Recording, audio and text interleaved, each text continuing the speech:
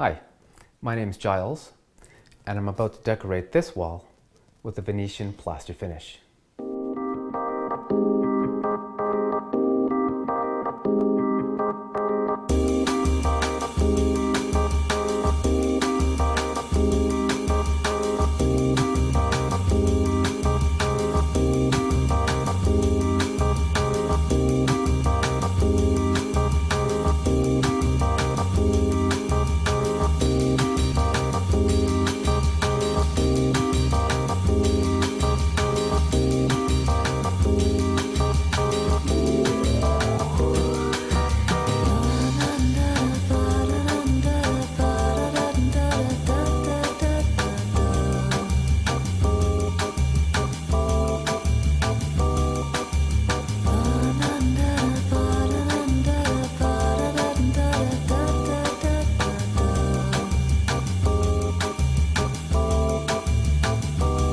The products that I'm using is a product called Texture Line. Now the company that makes this is a company called Protec, and they're on Brown's line. So Protec, P-R-O-T-E-K.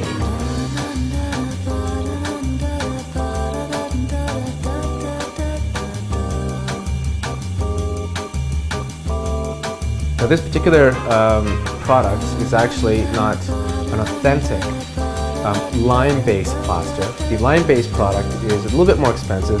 This is an acrylic-based agent. It will adhere to the wall, just like lime does. It's a little bit easier to apply, and it spreads out a little bit longer. So you'll get definitely a lot more square footage using this product than you would, say, an original lime-based Marmorino product, because it's acrylic-based. Now, the general public, like myself, can afford it.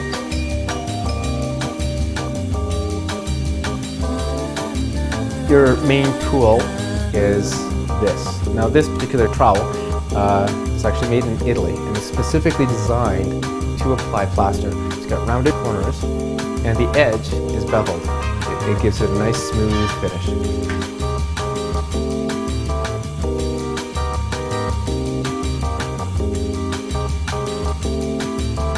First layer is what you would call, for lack of a better term, buttering your plaster. So you put the plaster on your trowel, and for everyone that's buttered their own bread, it's the same sort of technique, where you have a 30-degree angle on your trowel, and you just butter your wall. So what you're doing is you're applying a nice, smooth, even layer of plaster to your wall. And what you want to do too is you don't want to keep going in the same direction. You're going to want to move your trowel in different directions, and also you want to smooth everything else out, your plaster out. You don't want to have any lumps or bumps or crevices. Now the second layer and subsequent other layers when you apply your plaster, you're going to want more of a 50-degree angle or 60-degree angle. So you're raising up your trowel a little bit higher, and you're applying a lot less. So a lot less plaster onto the wall. Now be warned, you're applying the second layer of plaster after the first is dried. The shine comes out when you apply pressure. So when you're doing your second coat of plaster, don't press too hard. Why? Because as you're applying the second coat, you're going to be shining the first layer underneath. So don't press too hard. Just press light enough that you get the second coat on. Okay? And then if you want to do third coats, fourth coats, same sort of process. Just nice light, hit the empty spots, smooth it out, and build up those layers, and you're going to have an amazing wall, I guarantee it.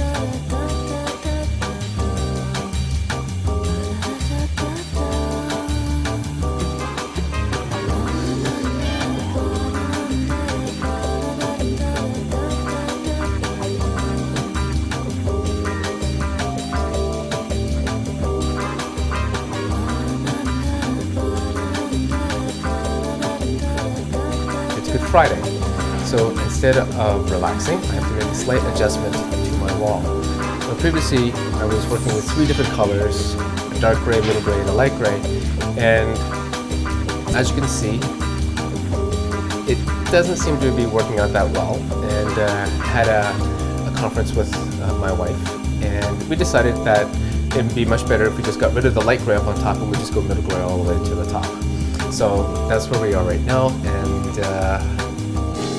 I'm gonna get started.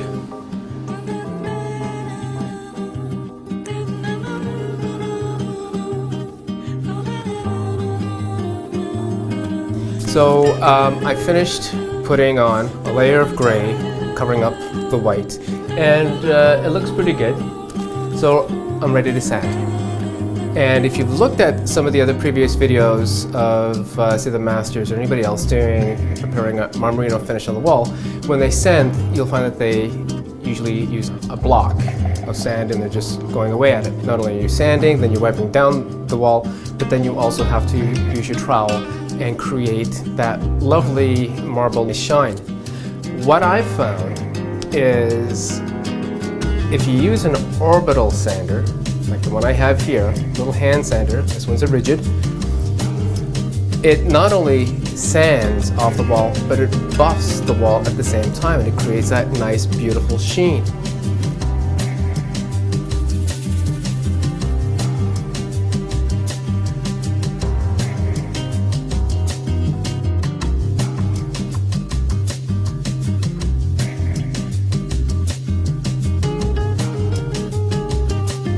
I finished sanding the wall and it turned out fantastic.